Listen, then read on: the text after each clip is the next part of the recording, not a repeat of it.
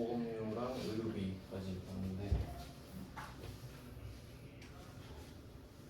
다음에 교육비랑 기부금이 남았거든요. 메인 주제는 그래요. 교육비가 좀 중요합니다.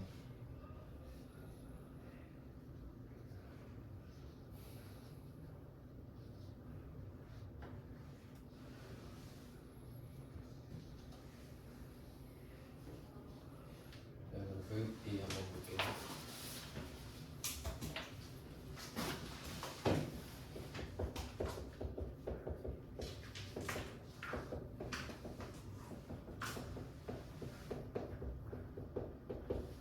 특별세액공제는 그 4개를 특별세액공제라고 해요. 보험료, 의료비, 교육비, 기부금 이 4개가 특별세액공제예요. 그러면 나머지 2개를 해보겠습니다. 교육비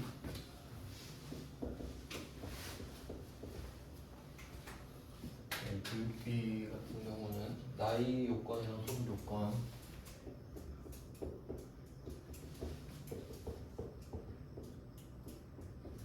나이 요건은 필요 없고 소득 요건만 필요합니다.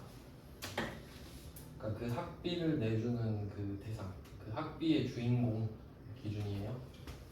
그래서 소득이 많으면 안 된다입니다. 나이는 상관이 없고요. 네, 나이가 상관이 있어버리면 대학교 학비는 전부 다 안 돼버리겠죠. 20세 이하니까 대학교 학비도 가능은 해요. 소득이 없다고 하면 이렇게 되고요. 그럼 교육비 같은 경우는 그 안 되는 거를 먼저 보고 그다음 되는 거를 볼게요. 안 되는 거 보고 그리고 그 안에서 되는 거.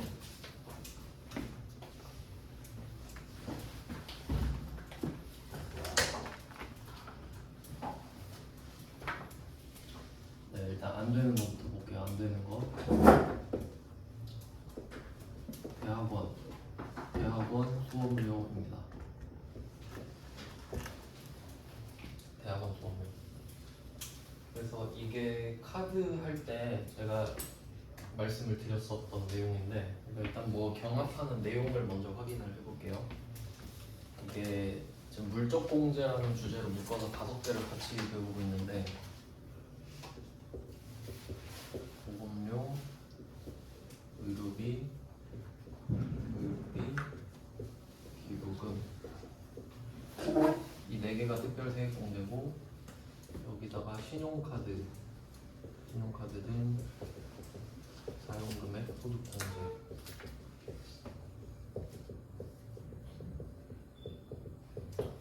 보통은 카드로 이 4개를 다 결제를 할 수가 있기 때문에 이제 뭐가 되냐, 뭐가 안 되냐를 따진다고 했어요. 일단 확실하게 되는 건 의료비랑 신용카드 등 사용금액 소득공제. 이건 확실히 되죠.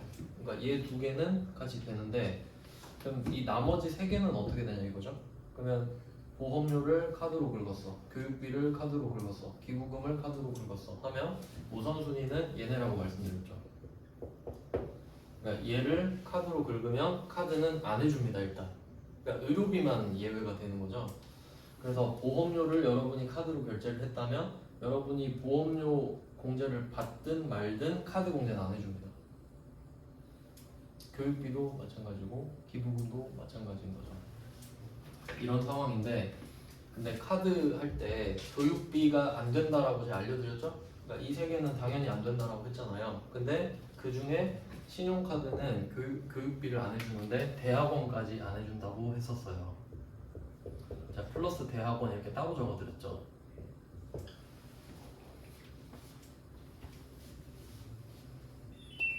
이렇게 적었거든요. 그러면 이 말이 뭐냐? 교육비 공제 지금 하고 있잖아요. 교육비 세액 공제에서는 대학원은 안 해줍니다.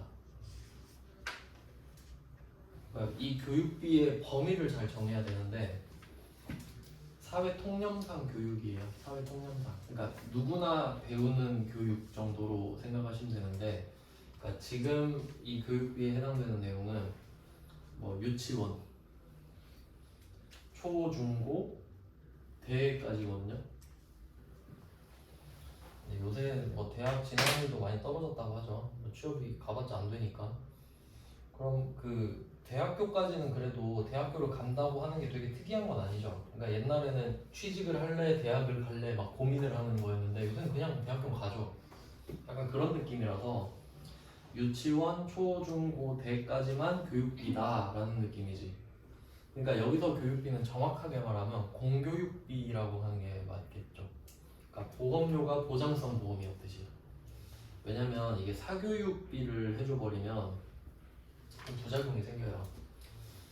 그러니까 이게 교육비는 해주는 취지가 좀 뭐 좋은 건데, 그러니까 뭐 이런 거 취지 같은 거 생각하면 예를 들어서 내가 돈이 많아서 자식한테 돈을 물려주잖아요. 그러면 세금으로 다 빠져나가요. 절반이 세금이죠. 1억 주면은 물론 한계 세율이 50%라는 거예요. 그럼 뭐 돈 주면은 다, 그리고 돈은 솔직히 줄 수 있는 건데 지식은 못 주잖아요. 그러니까 똑똑한 사람들은 어릴 때부터 뭐 돈도 주지만 교육비에 투자를 많이 하죠. 교육비는 쓰면은 세액공제도 해주잖아요. 근데 그거를 사교육비에도 세액공제를 해줘버리면 부자들만 좋은 거 아닌가요? 저기 강남 8학부는 한 달에 막 1,000만 원 쓰는 사람도 있을 텐데 그러면 엄청 좋아지죠. 그러니까 그런 사교육을 받는 사람들한테는 세액공제까지는 안 해주겠다는 취지지. 그래서 전부 다 배우는 거에 대해서만 해주겠다 정도의 느낌이기 때문에 대학원은 여기선 사치로 보는 거지. 그럼 어느 정도 납득이 가시죠? 그러니까 교육비 공제는 이름이 공교육비 공제다 정도로 생각을 한다면 아 그러면 대학원은 조금 그럴 수 있겠다. 왜냐면 좀 그 약간 상대적 박탈감 이런 거 느낄 수 있죠. 그러니까 내 친구는 취직 안 하고 엄마 아빠가 대학원 보내줬는데 세액공제도 받는다 막 자랑해. 그럼 좀 슬프잖아요. 그러니까 학원도 안 돼. 학원도 저 같은 애들은 이제 돈 없어서 학원도 못 다니거든요.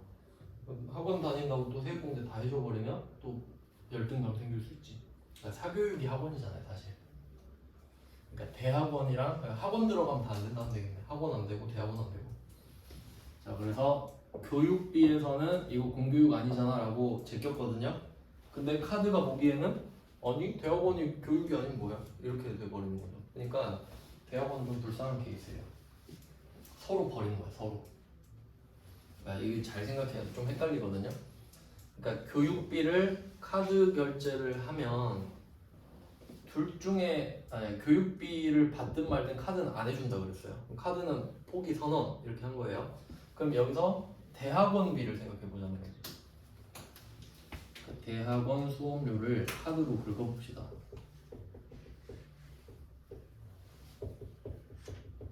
이렇게 된 거예요. 그러면 이게 교육비면 카드는 안 해주면 되죠. 근데 대학원은 교육비가 아니잖아요? 공교육비 아니에요. 그리고 대학원이 그런 거예요. 나 교육비 아니야. 나 교육비에서 배지 먹었거든? 그러니까 난 카드를 쓴 거야. 근데 카드가 하는 말이 아니 넌 교육비인데 너 안 해줄 건데. 그러니까 카드는 버려요. 아 그럼 네가 교육비가 아닌 뭐냐고. 그럼 뭔데? 이렇게 말을 하는 거죠. 카드는 안 해준다는 소리예요. 그러니까 이 말을 이해하셔야 돼요. 그러니까 카드는 대학원을 교육비로 간주하는 겁니다. 이 말은 안 해준다는 소리예요. 그러니까 너는 교육비 가서 어떻게 알아서 하라고. 난 안 해줄 거니까. 네가 교육비 가서 받든 말든. 근데 교육비에 갔는데 야 카드가 나 안 해준대. 넌 뭐해? 하고 꺼져 이러고 또 배지 먹는 거예요. 이 말은 카드는 대학원 보고 교육비라고 하고 가라 그러고 교육비로 가라고 나한테 오지 말라고. 그래서 교육비로 갔더니 넌 공교육이 아니니까 가라 그래. 그러니까 이것도 못 받고 저것도 못 받고 아예 못 받습니다. 이렇게 되는 거예요. 그러니까 원래 기본적으로 한 개는 해줘야 되잖아요. 그래도 한 개는 해줘야 되는데 대학원 수업료는 카드도 안 해줘 교육비도 안 해줘. 그러니까 결과는 그겁니다. 근데 한 번도 낸 적이 없어요. 근데 이걸 내면은 오답률이 높아질 거예요. 왜냐면 아무것도 안 하는 게 답이니까. 자 그럼 대학원이 안 된다 그랬는데 그 중에 또 되는 게 있거든요. 본인 건데요. 본인 대학원은 돼요.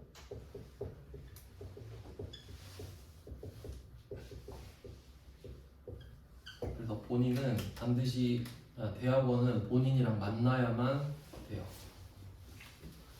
그러니까 배우자 대학원도 안 돼, 뭐 자녀 대학원도 안 돼, 뭐 그런 식이에요.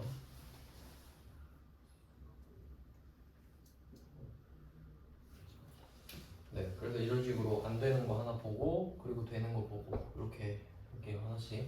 본인 대학원 수업료로 가면은 카드는 안 해준다고 하겠죠. 대학원은 카드 안 해주고. 근데 대학원이 교육비로 왔는데 원래 공교육비가 아니라고 안 된다 그랬잖아요. 근데 본인은 된다 이렇게 돼요. 그러니까 이게 예외인데 정상이 돼버리는 거예요. 한 개는 해주니까.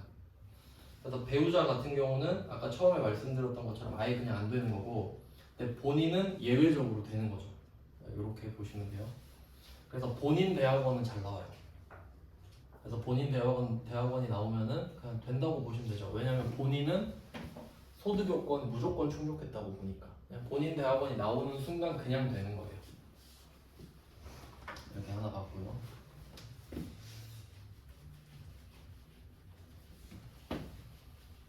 그 다음에 두 번째 거.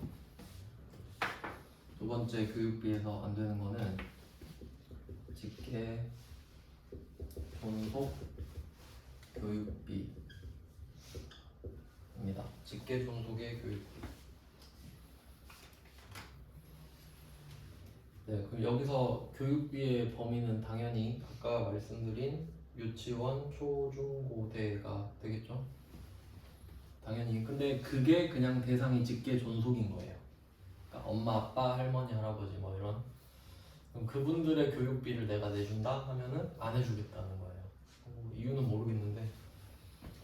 그럼 직계 존속 이것도 가끔 나오면 이것도 잘 틀릴 수 있어요. 까먹으면은. 그러면 이 직계 존속 교육비는 안 되는데 또 밑에 되는 게 하나 있는데, 그럼 이 말은 원래 직계 존속은 안 된다는 소리죠. 근데 밑에는 직계 존속인데도 된다라는 거예요. 직계 존속인데도.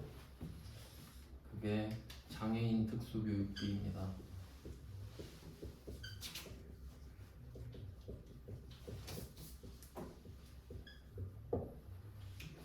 장애인 특수교육비. 요거는 좀 잘 기억을 해두셔야 되는데 정리를 잘못하면 좀 틀릴 수가 있어서 요거 좀 잘 이해하셔야 돼요. 그러니까 첫 번째 케이스는 대학원 똑같잖아요. 그러니까 대상만 바뀐 거죠. 근데 얘는 아예 좀 다르잖아요, 이름이. 그러니까 그 구조를 생각해 보면 직계 존속권은 교육비 안 해주겠다는 게 전제로 깔리는 거예요. 근데 장애인 특수교육비는 일단 이거 받으려면 장애인이어야 돼요. 일반인은 못 받으니까. 그럼 장애인이 장애인 특수교육을 받는다는 소리거든요. 그러면 만약에 우리 뭐 아빠가 장애인인데 아빠 장애인 특수교육비를 내가 내줬다. 그럼 직계 존속 교육비잖아요. 근데 장애인 특수교육비는 그냥 다 돼요. 그러니까 이런 거 상관없어. 그냥 다 뚫고 다 됩니다. 그냥 무적이에요. 그래서 이거에 예외가 돼버리는 거죠. 이걸 이길 수 있는 게 얘밖에 없기 때문에 이걸 여기 적어놓은 거예요. 그러니까 장애인 특수교육비는 그냥 돼요. 그러니까 그냥 되는 거기 때문에 솔직히 아무데나 갖다 붙여도 되긴 하는데 얘랑 붙였을 때 조금 더 효율이 있으니까. 그리고 또 얘를 조심해야 되는 거는 장애인 특수교육비잖아요. 그럼 이걸 구분해야 돼요. 만약에 아빠가 장애인인데 아빠가 그냥 방송통신대학 이런 거 다닌다. 그러면 그건 그냥 직계존속 교육비예요. 장애인 특수교육이 아니기 때문에. 그러니까 그 정도를 조심하시면 돼요. 그러니까 직계존속이 장애인인데 일반 교육을 받아버리는 거지. 그럼 그건 안 되는 거거든요. 왜냐면 장애인 특수교육이 아니니까. 그리고 만약에 문제 풀다가 장애인 특수교육비가 나오면은 그 대상의 소득, 나이 그런 거 다 필요 없어요. 그냥 돼요. 그러니까 얘는 무조건 돼요. 무조건. 두 번째 주제는 직계존속의 교육비였어요. 그 다음에 세 번째는 학원비다. 학원비.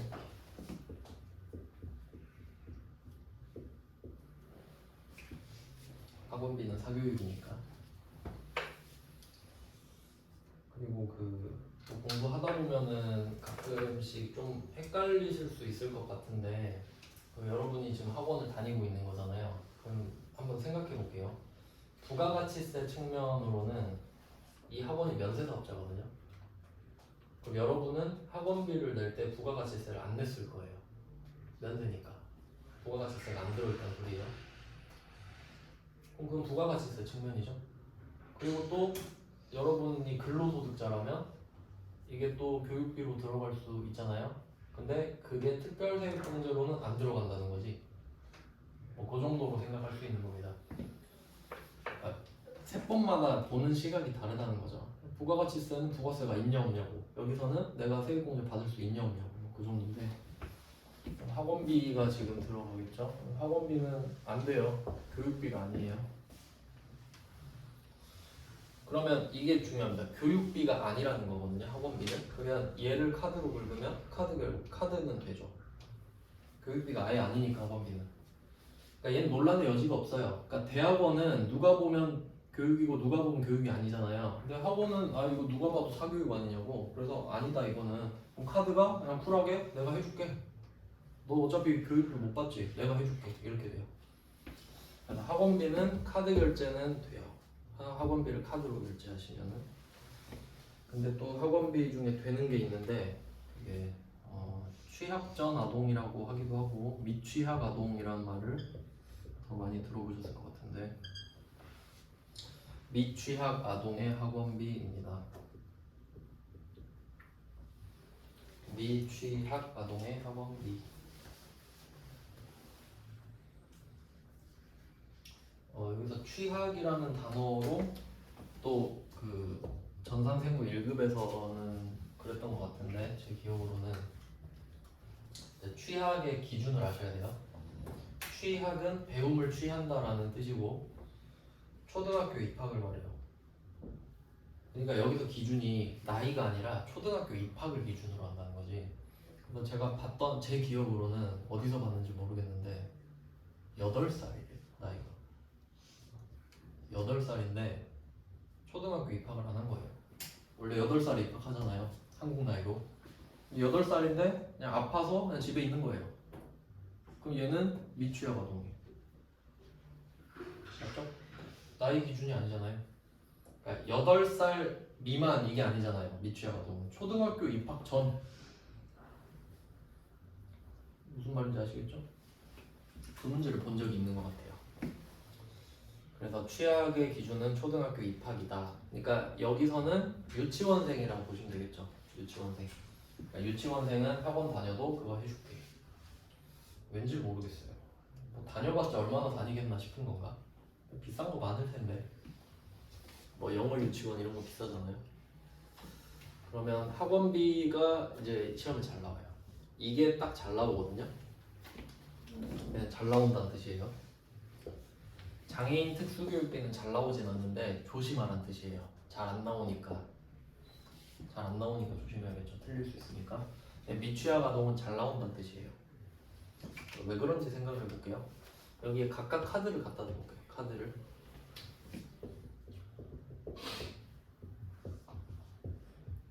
카드를 갖다 대봅니다. 자, 학원비를 카드로 긁었다.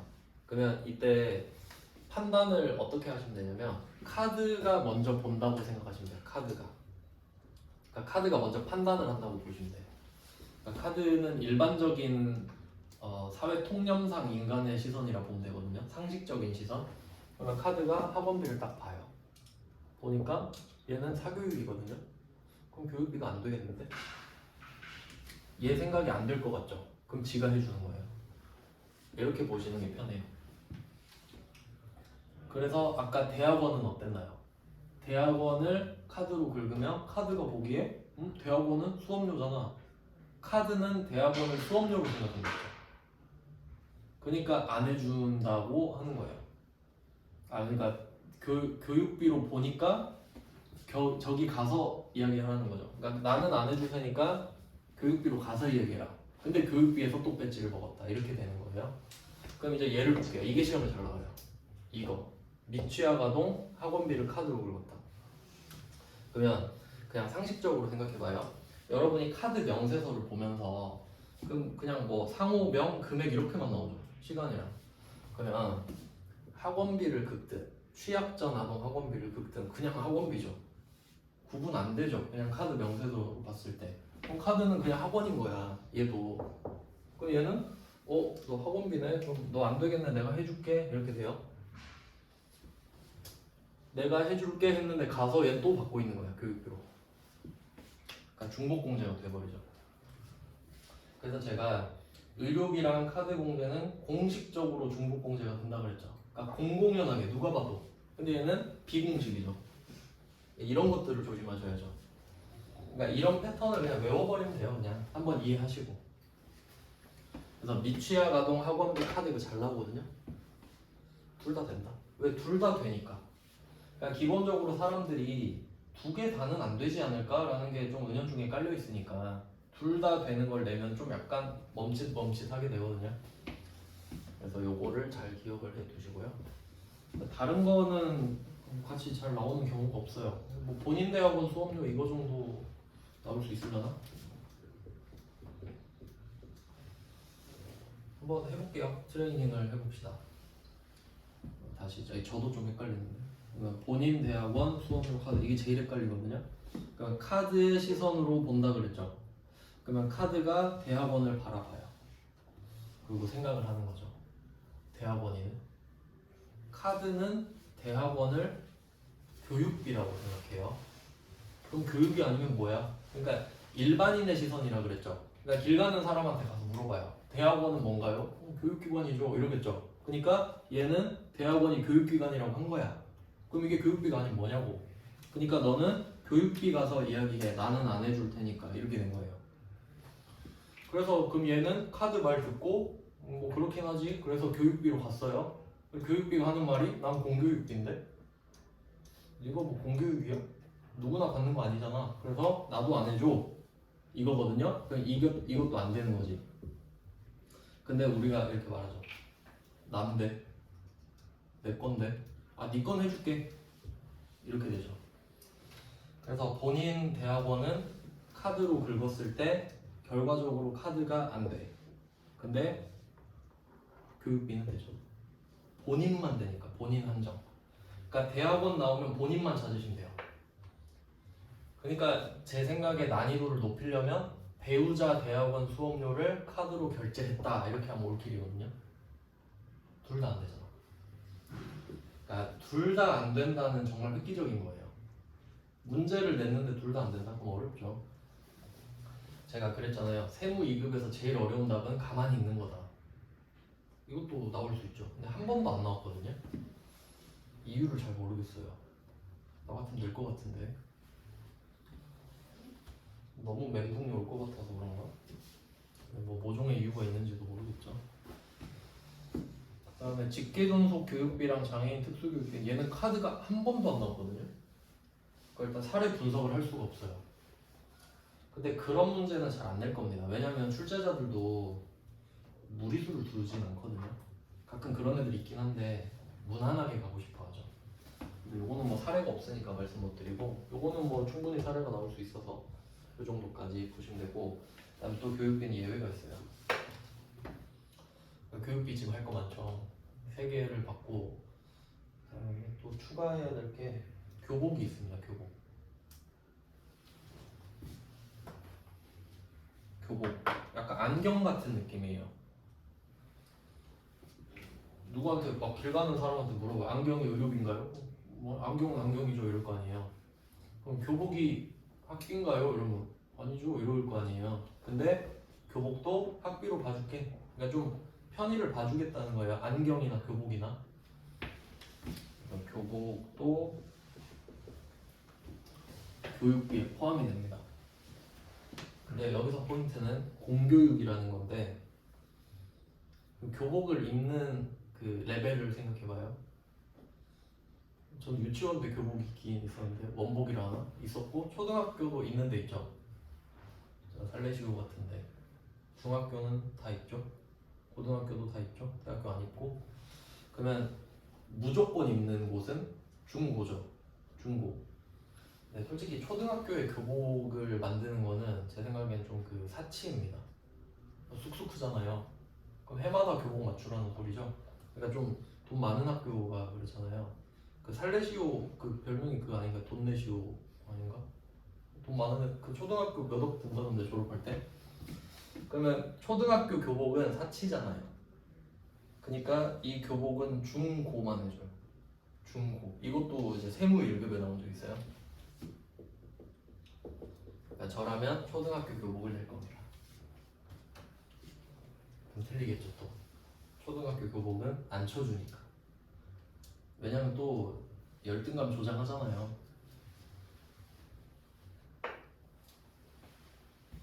교복 중고 초등학교 안 된다. 그럼 여기 카드 한번 갖다 대볼게요. 무조건 카드를 같이 봐야 됩니다. 카드 일반적인 시선이죠. 카드는. 그럼 카드 보고 교복이 뭔지 물어봐. 이거 교육비야? 물어봐. 아니 내가 해줄게. 카드 쓴 거니까. 근데 교복은 교육비가 더 또 받죠. 이렇게 돼요. 그러니까 얘도 비공식 중복공제. 이런 걸 딱 많이 내지 않겠나요? 그리고 얘가 또 잘 나오는 이유는 한도가 있어서예요. 한도.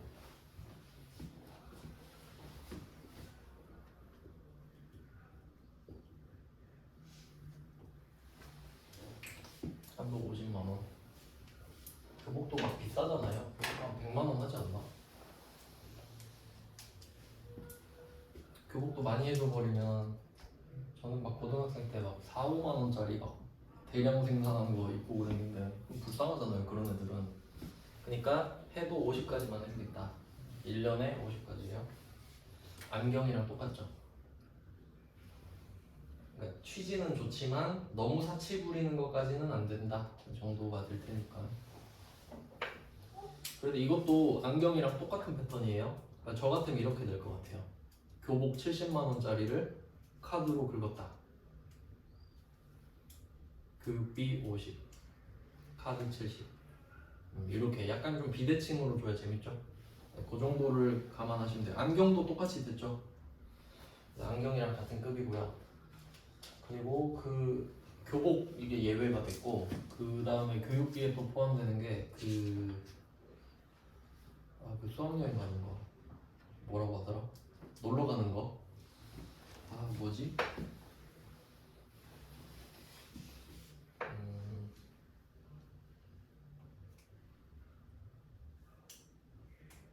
이름이 뭐지? 체험학습비.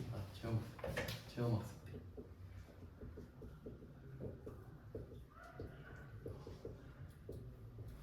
체험학습비. 교복도 그렇고 체험학습비도 그렇고 학비로 봐주겠다.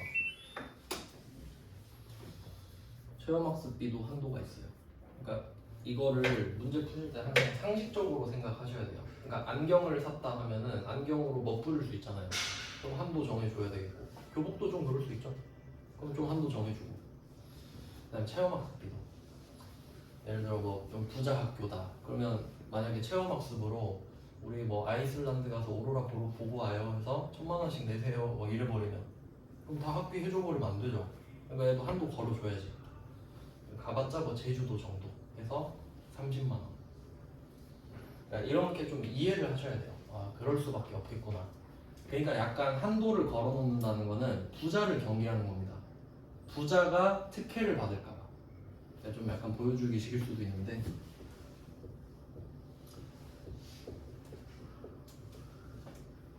한도 30만 원. 체험학습비는 초, 중, 고 다 돼요. 교복은 중고. 그러니까 조심할 거는 초등학교 교복밖에 없어요. 조심해야 돼요, 진짜.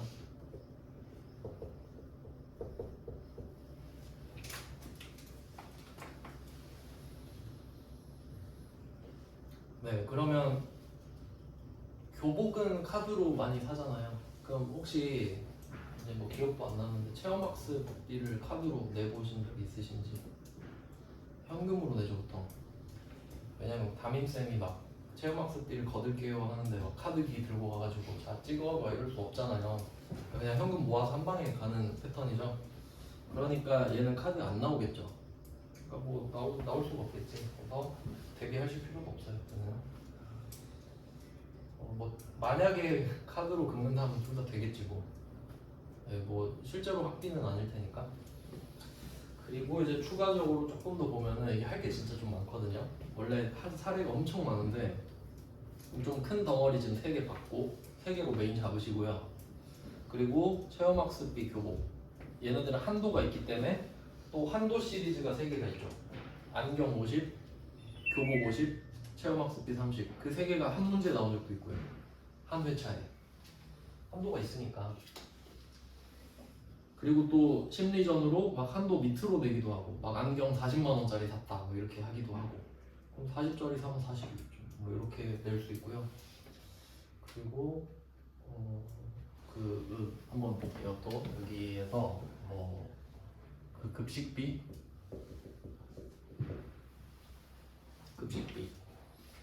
따로 내잖아요. 학비랑 따로 급식비 포함돼요.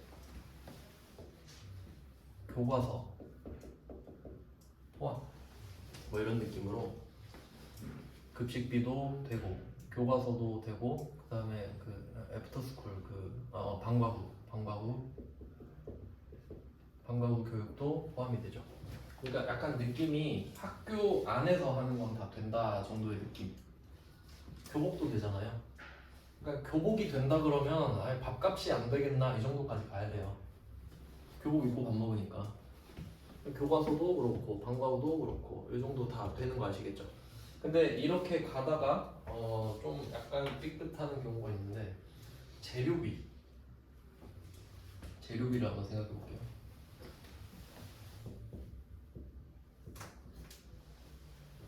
이건 좀 느낌이 달라요. 왜냐면 급식비는 다 똑같은 그 금액을 내고 먹잖아요. 똑같은 메뉴를. 교과서도 다 똑같죠. 방과후 수업도 뭐 그 과목만 다르지 거의 비슷하죠. 시간이랑 뭐 그런 거 다 비슷한데 재료비는 학교마다 다를 수 있어요. 그러니까 예를 들어서 뭐 미술 시간에 준비물을 사오라고 하는 거예요. 근데 그럼 재료비도 학교 안에서 하는 거잖아요. 근데 만약에 그 부자 학교야, 돈이 겁나 많은 학교에서 우리 그 뭐 소묘 뭐 이런 거 합시다. 조각을 합시다. 그 금괴를 하나씩 갖고 오세요 이런 거야. 집에 금괴 하나씩 있죠? 그래서 다 갖고 오래. 1억짜리 애들이 다 갖고 왔어요. 재료비 1억이죠. 그럼 1억 세액 공제 해줘요? 안 되겠지. 옆에 학교에는 막 비누 가지고 조각하고 있는데 그럼 누구는 비누 세액 공제, 누구는 금괴 세액 공제, 그럼 안 되잖아요. 그러니까 이런 거 생각하면 재료비는 해주면 안 되겠다. 그러니까 그런 식으로 가셔야 된다고. 안 그럼 다 외워야 되잖아요. 그러니까 급식은 이 학교나 저 학교는 얼마 차이 나겠어요. 뭐 그놈이 그놈이겠지. 교과서도 그렇죠. 그러니까 그런 애들은 해줘. 근데 좀 격차가 심하게 날 것 같은데 그건 좀 안 돼. 이런 느낌으로 가야 된다고. 한도를 정해주거나 아예 안 된다고 해버리거나. 그래서 재료비는 안 돼요. 제가 본 적은 없는 것 같은데 혹시 내면 많이 틀리겠죠. 왜냐면 될 거라 생각하겠지. 좀 패턴들이 있으니까. 그리고 그 드린 것 중에 또 있을 텐데 뭐가?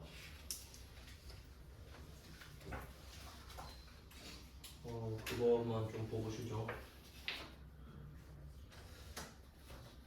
저도 못 찾아가지고 밑줄을 막 그어놨거든요. 그게 있었는데 기숙사비인가? 아닌가? 기숙사비가 아니라 그 통학버스비인가? 있다. 19페이지 좀 보시면은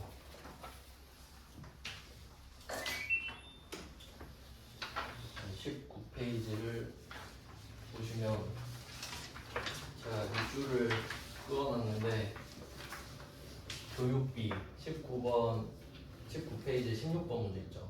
그 두 번째 표에 보면은 교육비 칸에 통학버스비 30만 원 이렇게 밑줄 그어놨죠. 이거 안 되거든요.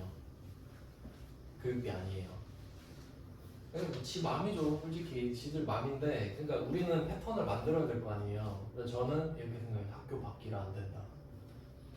학교 밖이니까 학교 안에서만 된다. 이렇게 생각했는데, 근데 이런 거 아닐까? 저는 고등학교 때 학교에서 통학버스 운영 안 했거든요.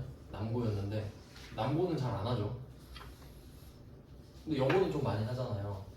그래서 그런 게 아닐까? 몰라요. 그냥 안 돼요. 어쨌든 시험에 나왔으니까. 네, 학교 통학버스비가 안 된다까지 보시면 돼요. 재료비도 안 되고요. 그리고 기숙사비도 안 됐던 것 같은데 너무 지역적으로 가니까. 근데 일단 중요한 건 이것들이니까 요 5개가 메인입니다. 5개 메인에 요런 애들은 그냥 들러리로 나와요. 들러리로. 이런 거 그냥 된다고 보시면 되겠고. 이제 기부금만 남았어요. 기부금은 거의 내용이 없어요.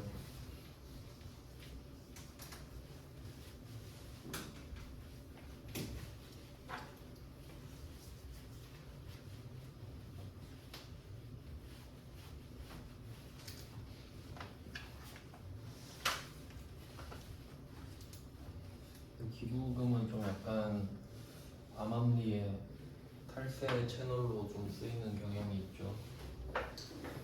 뭐 예를 들어 아는 뭐 목사님이나 아는 저기 스님 있으면은 기부했다 치고 뭐 영수증 대충 뭐 만들어줄 수 있잖아요. 전 기부를 안 해봐서 모르는데 100만 원 이상인가 하면 좀 뭐 검사를 한다고 했나? 그런 내용이 있었던 것 같아요. 그러니까 좀 공식적인 서류가 아닐 수 있잖아요. 그러니까 뭐 나머지 그 보험료나 의료비, 교육비는 서류가 확실히 나오죠, 증빙이. 근데 뭐 영수증, 기부금 영수증은 조금 애매하잖아요. 근데 뭐 우리가 그런 것까지 생각할 필요는 없고 그냥 어떤 게 있는지만 볼게요.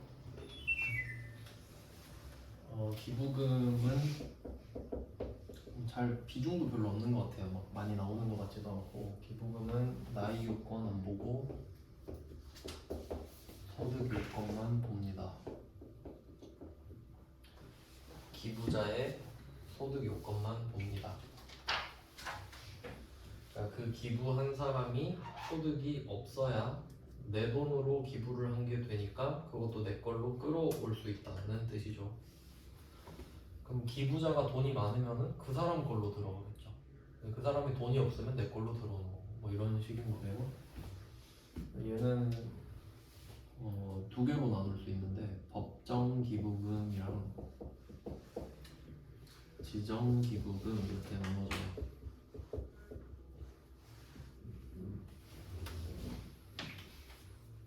기부금은 두 개. 뭐 더 있는데 그냥 시험에 나오는 게 두 개니까. 그래서 그 일반전표 문제, 뭐 세무 2급도 가끔 나왔던 것 같아요. 그 일반전표 문제에서 기부할 때 이 기부금은 뭐 법정 기부금이다 뭐 이렇게 말하는 문제가 있거든요. 그 일반전표에서. 근데 일반전표에서는 상관없지. 전혀 상관이 없습니다. 그러니까 그때 일반전표 했을 때는 회계상으로 적는 거잖아요. 그러니까 그게 법정인지 기부금인지 그 법정인지 지정인지 상관없고 기부금이면 계정 과목이 기부금이다가 포인트예요. 근데 여기서는 세액공제를 얼마나 더 받느냐가 달려있기 때문에 중요한 거고 소득세에서는. 그럼 법정기부금이 아니면 지정기부금이거든요. 근데 법정기부금은 좀 더 세율이 높아요. 그러니까 같은 금액을 기부해도 법정기부금의 명분으로 들어가면 조금 더 해줘요. 그럼 이거는 패턴이 어떻게 되냐면 보통 국가, 지자체에다 기부하면 법정기부금이에요. 좀 딱 속이 좀 뻔히 보이죠? 딴 데 하지 말고 우리한테 하면은 세금 많이 깎아줄게, 우리한테 기부해, 뭐 이런 느낌이잖아요. 뭐 법정기부금은 국가 지자체랑 좀 관련이 있다 보시면 되고, 그럼 지정기부금은 그게 아닌 것들인 건데 얘는 크게 딱 두 개로 보시면 돼요. 종교랑 비종교. 일단 이건 확실히 쉬워요. 종교냐 아니냐니까. 여태까지 종교로 나왔던 거는 딱 두 개가 있어요. 종교로 나온 거는 교회 헌금, 그 다음에 사찰에 시주했다? 이게 두 개 나온 것 같아요. 근데 뭐 이슬람 사원 나올 수도 있는 거고 뭐 부두교 나올 수도 있는 거고 뭐 종교도 어쨌든 종교냐 아니냐. 보통 종교가 많이 나오고요. 종교는 찾으실 수 있죠. 그러면 법정만 찾으면 된다는 소리네. 법정기부금은 여태까지 나왔던 게 뭐가 있었냐면, 일단 뭐 아까 말씀드린 국가지자체,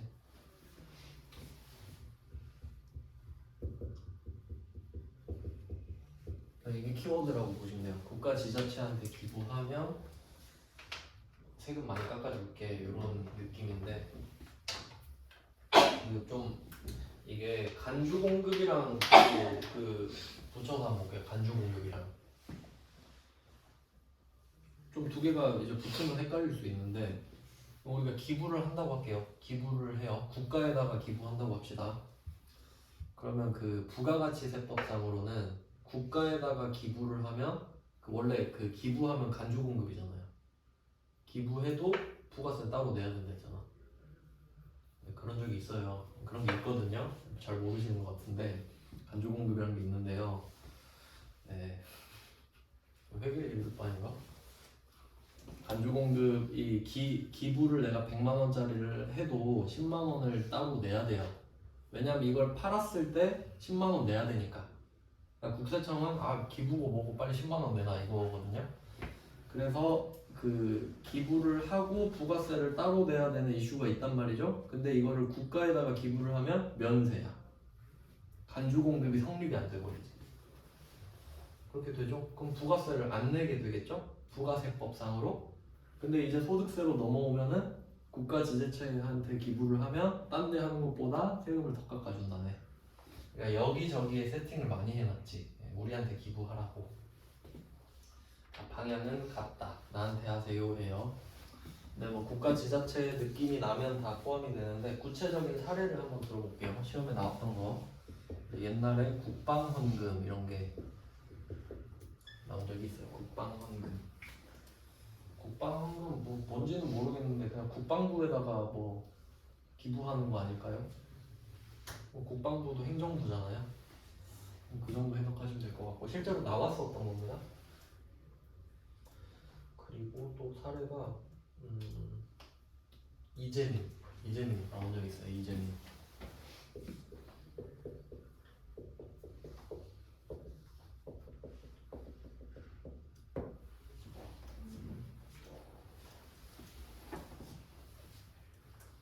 이재민 구호금품. 수재민도 뭐 같은 맥락이겠죠. 그러니까 재난 때문에 뭐 재난 때문에 수재민, 이재민 이런 거죠. 그러니까 뭐 물난리, 지진 나고 막 집 없어지고 뭐 그런 사람들 한테 기부를 하면 국가한테 한 거랑 똑같으니까 뭐 그런 느낌이고. 그리고 대한적십자도 나온 적 있네요. 대한적십자. 그 헌혈 담당하는 기관이죠. 대한적십자.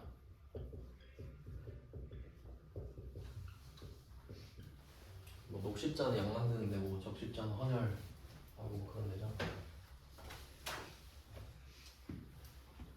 그 헌혈하는 것도 기부로 할 수 있거든요. 그 봉사 활동하는 거 있죠. 그것도 시간 몇 시간 하면 시간당 얼마 해서 금액으로 또 쳐주는 게 있어요. 이쪽에서는. 왜냐면 세액공제니까 시간으로 뭐 할 수가 없으니까 시간당 얼마 이렇게 환산해서 하는 게 있어요. 저런 게 있고 그 외에는 뭐 딱히 나왔던 게 별로 없는 것 같아요. 그리고 이거는 좀 그냥 참고하시면 되고 잘 나오는 게 정치자금이 좀 잘 나옵니다. 정치자금이 맞나? 정치자금이네. 정치자금 하면 좀 뭔가 좀 이상하죠? 근데 그게 그 어떤 느낌이냐면 정치자금 하면 좀 약간 안 좋은 느낌 들잖아요. 그게 어떤 차이가 있냐면 개인이랑 법인이 있다 그랬잖아요. 개인과 법인. 그럼 개인은 정치자금을 주는 걸 장려해요. 국민이잖아요. 국민은 개개인이 생각이 있죠. 그러니까 정치자금 10만 원을 만약에 기부를 하잖아요. 그러니까 정확히는 10만 원 초과분인데 10만 원 초과분이 법정 기부금이거든요. 그러면 10만 원 안 넘는 건 어떻게 되냐? 만약에 여러분이 뭐 마음에 드는 당이 저는 뭐 없어서 안 합니다만 그 마음에 드는 당이 있어서 기부를 했다 10만 원. 그러면 여러분 그 5월에 종합소득세 신고할 때 있죠. 세액공제 10만 원 해줘요. 그 말은 공짜란 소리지. 그러니까 10만 원 기부하면 세액을 10만 원 공제해준다니까. 100% 공제해주죠. 그래도 하고 싶지가 않죠. 네. 왜 안 하면 돼요 그러면? 그거 무슨 뜻이겠어요? 그냥 정치 활동을 하라고. 그러니까 너의 의견을 피력을 해라 이 말이죠. 10만 원까지는. 근데 개인은 장려를 하잖아요. 10만 원 공짜죠. 근데 법인이 정치자금 주면 안 되죠. 법인은 생각이 없잖아요. 그럼 한번 생각해봐요. 법인이 어떤 그 정치인한테 정치자금을 주잖아요. 그럼 법인이 준 게 아니라 대표가 준 거죠. 그러니까 그건 불법이지. 그러니까 법인은 정치자금 주면 안 돼요. 근데 개인은 10만 원은 공짜야. 근데 더해도 상관은 없어요. 왜냐면 자기 이름으로 하니까. 그럼 만약에 여러분이 정치자금을 20만 원 기부했잖아요. 그럼 10만 원은 100% 환급받는 거죠. 근데 그 초과하는 거는 너 너무 오버하는데 이제 조금 낮춰서 세액 공제를 해줘요. 그러니까 10만 원은 100% 환급이고 넘어가면 아 좀 너 오버하는 것 같아. 적당히 해 이런 느낌이죠. 왜냐면 개인도 많이 하면 좀 안 좋잖아요. 뭐 그런 느낌으로 보시면 될 것 같아요. 기부금은 간단해요. 네, 이렇게 좀 덩어리가 큰 애들을 봤는데 5개 본 거예요. 5개. 이걸 제가 물적공제라고 그냥 이름 붙인 겁니다. 신용카드랑 보험료, 의료비, 교육비, 기부금. 그럼 얘네들은 경합하는 게 중요했죠. 카드로 긁으면 어떻게 되느냐. 그럼 이제 대전제는 이게 근로소득자의 근로기간 중에만 해당된다 그랬죠. 그러니까 입사 전과 퇴사 후에는 돈 쓴 거 아무 상관없어요. 그러니까 퇴사 전에 다 쓰고 퇴사할 것. 네, 그런 내용이 있고요. 그리고 그 좀 지역적인 내용들이 있는데 그런 거는 이제 잘 안 나오니까 그냥 먼저 풀면서 보여드리겠습니다.